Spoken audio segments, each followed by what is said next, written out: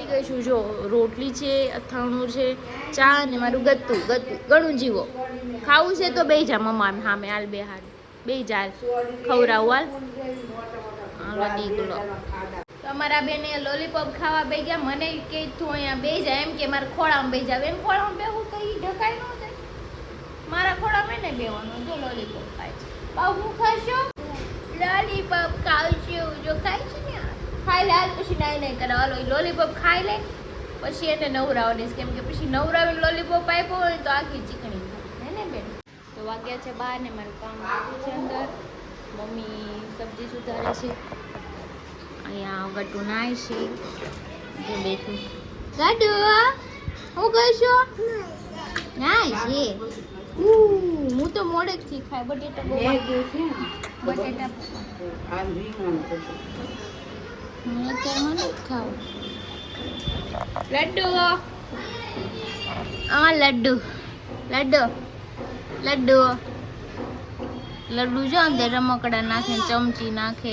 લાય ગટુ નાઈ જો મસ્ત તૈયાર થઈ ગયું છે. જો ગટુ મામા નામું જો ગટુ જો નાના આવ્યા. એ ગાય ને નહીં મૂકે ગાય પડશે તુંય પડીશ. જો નાના આવ્યા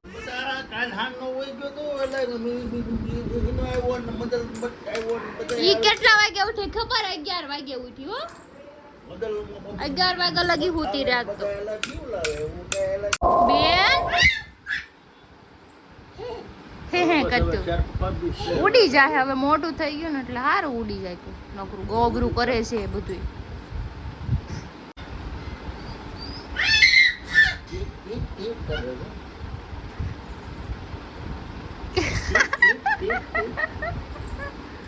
પાટું નો મરે બેન.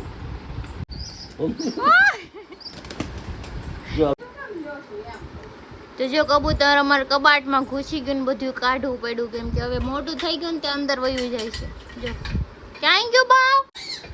આમ જો કેટલી મહેનત કરાવરાવે. જોયું જોયું લે પેલા કબૂતર ને પછી મહેનત કરે. લેતા જ ન હોય તો હવે અટતા નહીં બે માંથી એકે કબૂતર ને. આમ જો બાવે ના પીછા ઉડી ગયા ને ઈ લઈ લો. હાલો હવે બહાર મૂકો. હાલો પકડો એને. હાલો હાલો જાવ જો બહાર. મારું ઘર આખું બગાડ્યું. જે નવરા નો થા હોય તા કબૂતર ને પકડે. ઊભી રહેજે તને મારું. બહુ વાયડું થઈ ગયું છે. જો જો આખું ઘર બગાડ્યું. આમ જો તો ખરી મારું.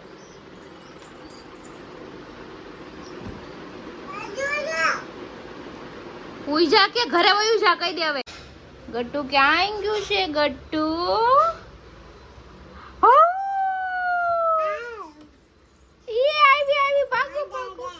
મારે ન થનતાઈ જા. આમ જો તો જો કાઢી નાખ્યું.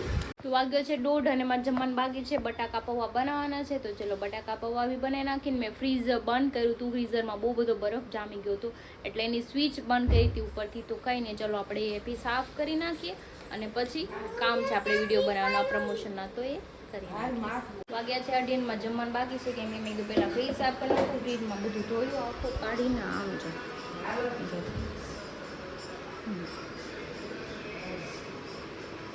જો બધું બહાર કાઢ્યું છે. બહાર પડ્યું છે બધું ધોવાનું. તો કંઈ નહીં ચલો પહેલાં ફ્રીજ મસ્ત ધોવાઈ ગયું છે. હવે બધું અંદર ગોઠવી દઈએ અને પછી આ બધું થોડુંક પડ્યું છે આ બધું ધોઈ નાખીએ.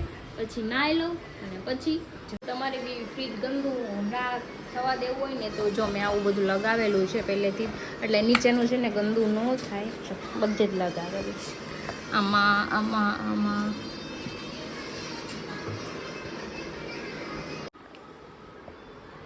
ગરમી થઈ ગઈ.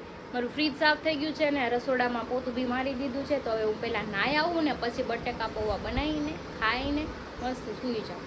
વાગે છે 3:30. હવે હું ફ્રી થઈ છું તો હવે બનાવું છું બટાકા પૌવા. જો તેલ ગરમ થઈ ગયું છું. બટાકા પૌવા વાગ્યા છે 3:45 ને અત્યારે હું જમવા બેઠી છું. મેં બનાવ્યા છે બટાકા પૌવા. કેમ કે હું અત્યારે ફ્રી થઈ છું. ફ્રીજને હું બધું સાફ કરી દીધું. જો બટાકા પૌવા, છાશ, પછી કેરી છે, ભૂંગળા અને સિંગભજી.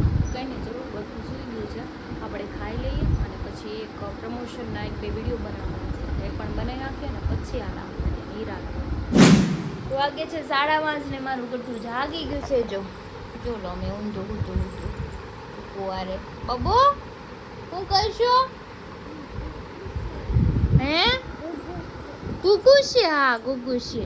તો કઈ ને ચલો આપણે એને બહાર કડીક લઈ જઈએ, ફ્રેશ થઈ જાય એનું મૂડ, એટલે નાના લઈ જાય નીચે રમવા. હાલો જો કુકુન માથું ઉડાવી દ્યો. તો વાગ્ય છે 7:15, પણ ગરમી હજી એટલી ને એટલી છે, ઘટતી જ નથી. અમુકની ગરમી વધે છે, ખબર ને આ 2 મહિના ગરમીના કેમ જાય ને. બહુ ગરમી થાય છે ને આ ફૂલ ડે એસી ચાલુ રાખવું પડે છે, બોલો એટલી ગરમી પડે છે. આવા તડકાનું કોણ બહાર જાય? સન્ડે છે કે બહાર જવાનું મને નહોતું, બોલો મને. ઘરમાં એસી ચાલુ કરીને સૂતી રહે. અત્યારે જો વિન્ડો ખોલ્યું છે, અત્યારે આપણે એસી બંધ કર્યું છે, એટલા માટે મમ્મીની ગયા છે નીચે બાઓને રમાડવા, અને મેં કરી નાખ્યા છે કચરા પોતા. અને આજ તો ઓરી ઘરે આવશે તેને કાલે નાઇટ કરી હતી, પ્રમ દિવસે નાઇટ કરી, તો આજ તો મેં ના પાડી છે ઘરે વહી આવજો, કેમ કે રોજ નાઇટ ન કરાય, પછી થાકી જવાય.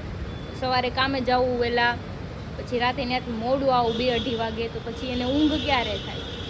કંઈ નહીં, ચલો ગરમી છે, ગરમી ખાઈ બેઠા બેઠા, બીજું તો શું કરવાનું. ત્યાં તો ગરમી થાય ને, ઓલું જો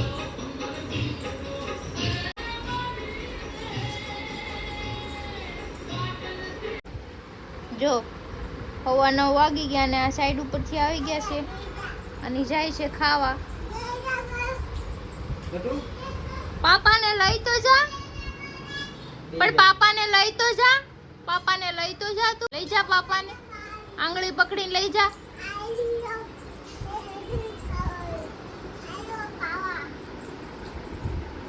જો જાય બાપ દીકરી જોયું ને.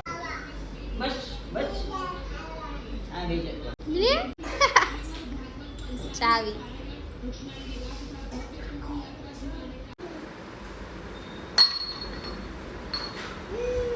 જો ઈ ખાંડે છે લસણ બેન બેઠા બેઠા.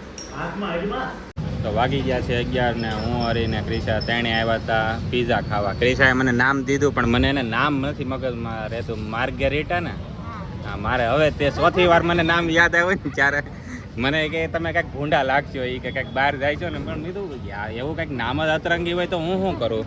નામ અતરંગી નથી, તમને વાંચતા અતરંગી છે. એ કે તમને કોઈ વીઆઈપી ગર્લફ્રેન્ડ મળે તમે એ કંઈક ના ધજાગરો કરો, પણ કીધું નામ તો પછી હું રાઉન્ડ કરી દઉં કે આ સકોડું કરીને કે આવડું આપો. ઓલા ખરે હરિયા ખબર આપણે પીઝા મગાવ્યા હતા, હવે એ પીઝા ના નામ જે બોલે એ નામ એ નથી આવડતા આપણને કોઈ દી. એ કેટલા કેવા કેવા પીઝા તું ખા, એટલે હું એટલું બધું ઘણો મારો તો ભણ્યા પછી વિચાર કરીને સર્કલમાં ખાવા પડે છે, એટલે હું મગાવી લઉં. એટલે આવું થાય એટલે ને ઘણી વાર એને નામ તો એમાં તો હું મેન્યુ જઈને હું મૂકી દે, મેં તને જે સારું લાગે એ મગાવી દે.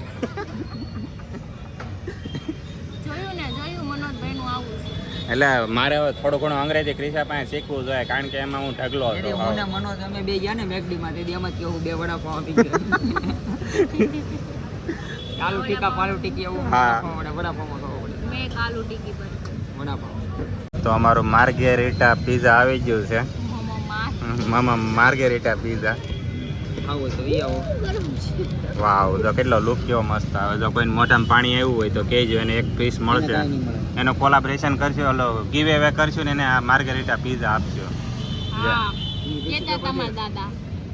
તાર દાદા શું કહેતા હતા? ટીશ્યુ પેપર આપો એમ કહેતા હતા. ટીશ્યુ પેપર ગરમ છે. જવા તમાકુ નાખું છો હરીના ઓલામાં. એને તમાકુ નો કહેવાય, ચીલી ફ્લેક્સ કહેવાય. ચીલી અમારા ગામમાં તો તમાકુ કે સિટી ફ્લેક્સ. જો બુટીઓ આવી ગયો છે. શું કે સિટી ફ્લેક્સ. City flex. હવે આવું નામ યાદ રાખવામાં 15 દી યાદ. જો હરીભાઈ ને એને ફ્રેન્ડ મળવા આવ્યા છે. તમે એનો વિડીયો જોવો છો? કેવા લાગે વિડીયો? મજા આવે ને વિડીયો? બે બાજતા હોય તો કેવું લાગે? કઈ બાજુ રહો તમે? ઓકે.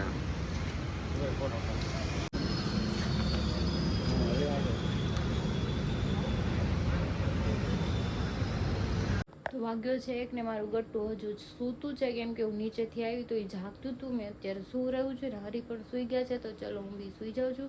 તો આજનો વિડીયો સારો લાગ્યો તો લાઈક કમેન્ટ શેર કરજો, સબસ્ક્રાઈબ કરવાનું ના ભૂલતા. કાલે ફરી મળીશું એક નવા વ્લોગ સાથે, ત્યાં સુધી જય શ્રી કૃષ્ણ.